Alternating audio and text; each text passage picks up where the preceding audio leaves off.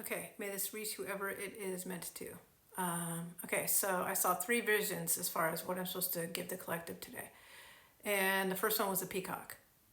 That is my totem for shining your beautiful light, not being afraid to shine your light. The second one was a sword of truth. That's a clearing and healing of the throat chakra.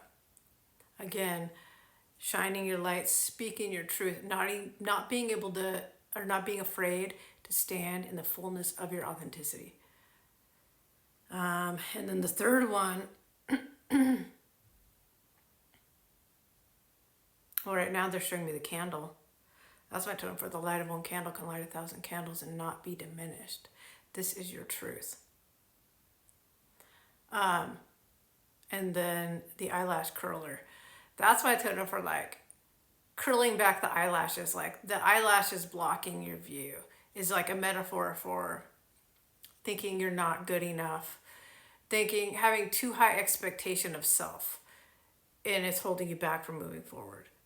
Like curling up the eyelashes so you can see the clearer view of that. Like you don't need to worry about the vanity. You don't need to worry about how you look, how you sound.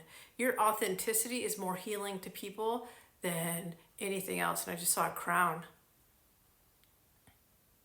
That's my totem for like a spiritual level up. It's passing of a spiritual initiation. I'm seeing the train. My totem for destiny. Yeah, this is part of your destiny. You've always known that. These things that happened to you when you were younger to keep you out of your power were really only springboards so that you, when you overcame them or when you transmuted them, you would be that much stronger, right? If you came into the world and didn't have those issues and it was easy for you to do these things already, sure, it'd be easy for you to do those things, but you wouldn't have the kind of fire that you have now. You wouldn't have that kind of like kinetic energy that got built, right? When I was younger, I was tortured. I'm not going to say how or why, but I was tortured. I had a bad speech impediment. I used to sound like this.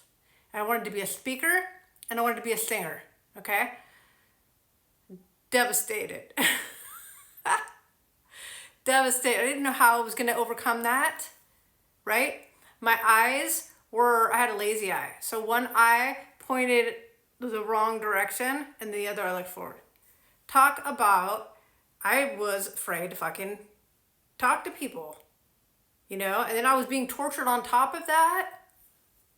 Like, I have no doubt that the people that I'm talking to right now have dealt with similar issues. But I started purposefully going outside of my comfort zone, right? My lisp being cured, that was a miracle. I had a surgery that corrected my eye.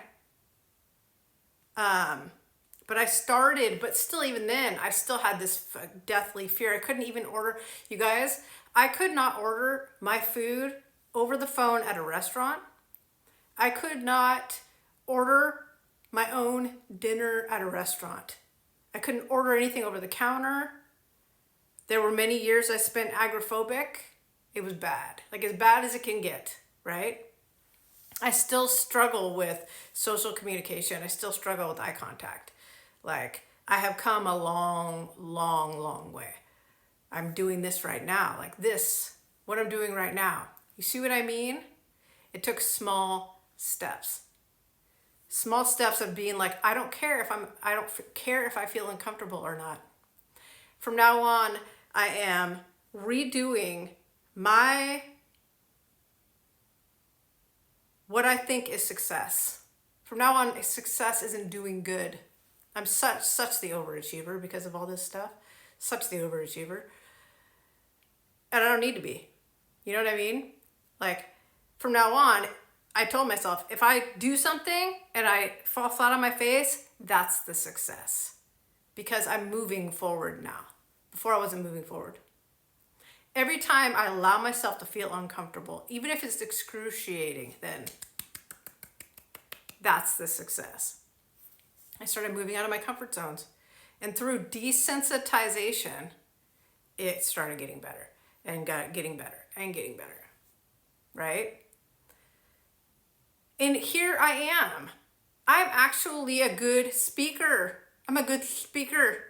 I'm a good singer. You know what I mean? And so are you. Trust me. The more that was there to hold you back, you are a very bright light. You are meant to be spreading your light to people. Allow yourself to feel uncomfortable on purpose. Fucking swan dive into that shit. You know what I mean? Yep, this feels like hell. And it feels good. I feel good about it. You know what I mean? I don't give a fuck what other people think. I don't give a fuck what other people think. Anymore. It's a beautiful fucking thing. And you deserve that freedom. And if you keep going into those out of those comfort zones, you will not only get that freedom, but that kinetic energy that was put there to hold you down is going to turn into a fucking slingshot.